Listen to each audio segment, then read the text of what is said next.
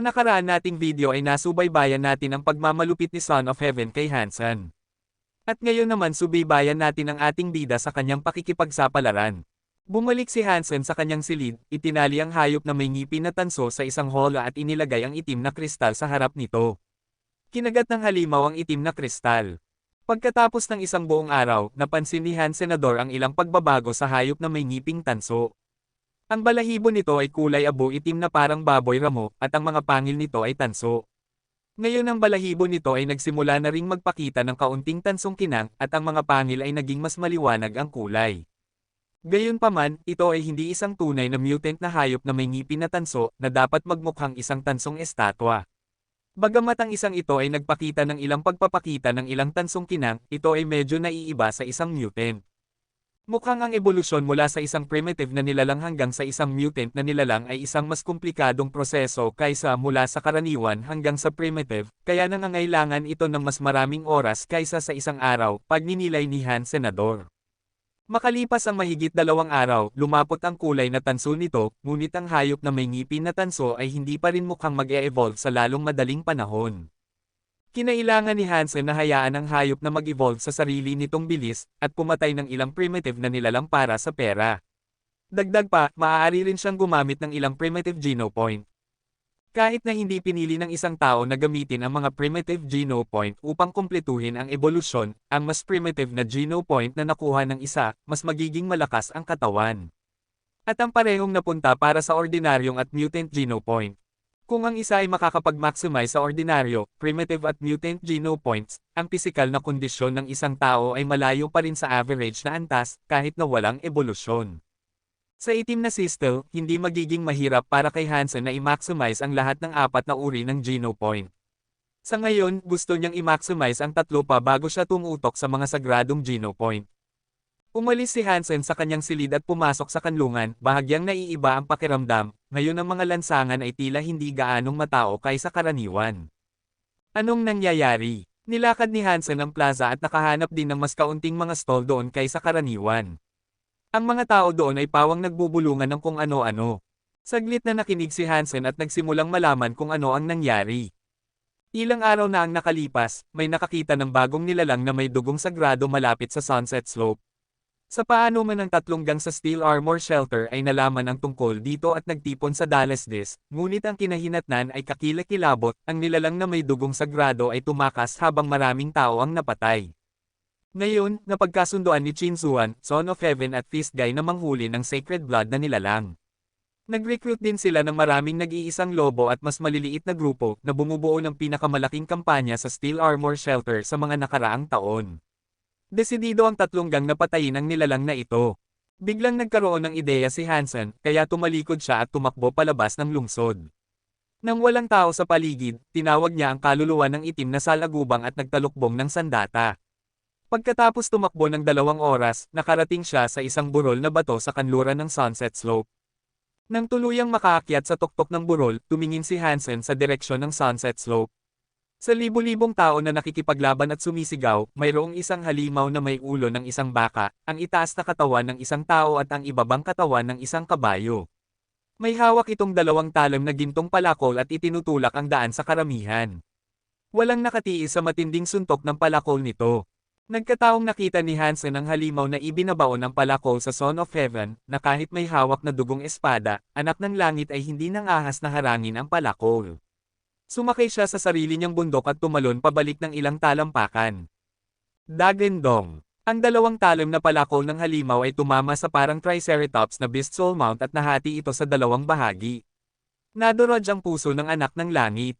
Ang isang mutant beast soul mount ay napakabihira, na may parehong halaga bilang isang maliit na interstellar spaceship. Paanong napakalakas nitong nilalang na may dugong banal? Nagulat si Hansen. Ang nilalang na may dugong sagrado ay tumakbo at pumatay ng libu-libong tao sa isang iglap at walang nakalaban. Kahit na ang mga taong kasing lakas ni Chin Zuan, Son of Heaven at Fist Guy ay hindi nang ahas na makipag-frontal attack. Tinamaan ng lahat ng uri ng Alloy Arrow at Beast Soul Arrow, ang halimaw ay hindi pa rin nakakuha ng gasgas. Nang iwagayway nito ang palakol, walang makalapit. Ang gayong makapangyarihang nilalang ay tumutugma sa impresyon ni Hansen sa isang nilalang na may dugong sagrado. Ang Sacred Blood Black Beetle na pinatay niya ay masyadong mahina kumpara sa halimaw na ito. Ito ay mas malakas lamang ng kaunti kaysa sa isang ordinaryong itim na salagubang at hindi man lang naramdaman na isang nilalang na may dugong sagrado. Inaasahan ng mga tao na bitag ang sagradong dugong nilalang, ngunit ngayon ay nawala ang isang pangunahing buffer habang pinatay ang bundok ng anak ng langit. Ang nilalang na may dugong sagrado ay galit na galit, winuwagayway ang gintong palakol na may dalawang talam at nag-iiwan ng mga hiyawan, dugo, at mga paa.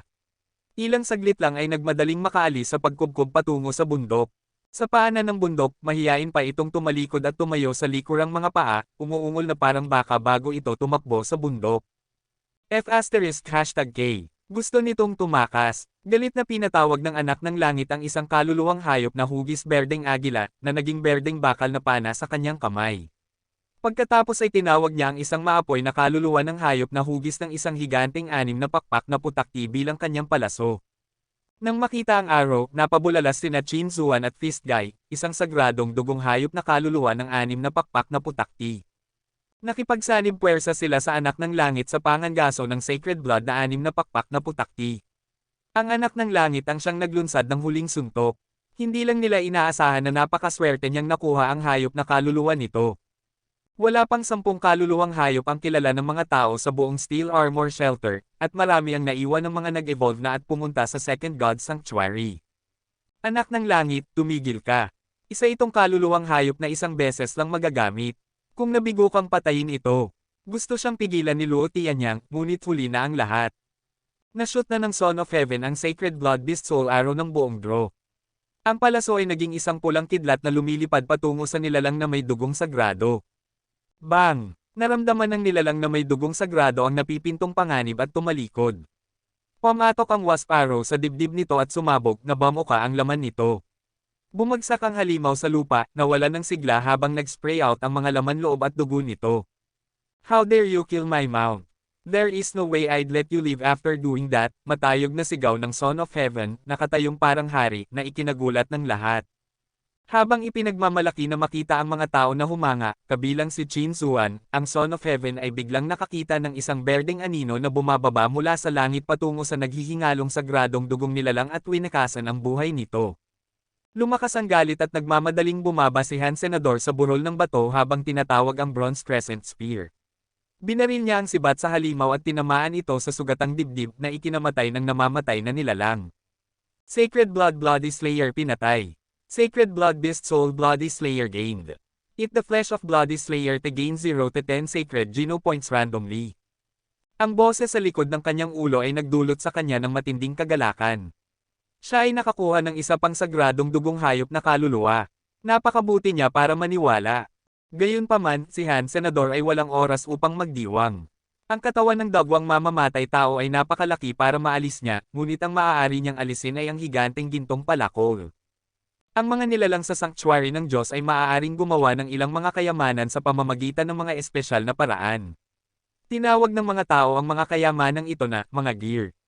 Bagamat ang mga gears ay parang mga solidong bagay lamang at hindi maaaring tawagin tulad ng mga kaluluwa ng hayop, maaari silang gumanap pati na rin ang mga kaluluwa ng hayop kung ito ay ginawa ng mga advanced na nilalang.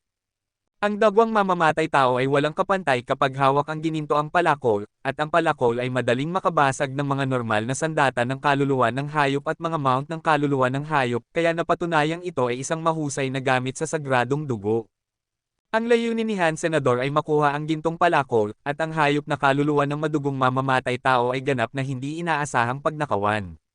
Pinapanood si Han Senador na tumatakbo sa bundok gamit ang gintong palakol, lahat ay natigilan. $. Nakilala ni Su Xiaoqiao ang natatanging golden armor ni Hansen at tumawag siya ng malakas.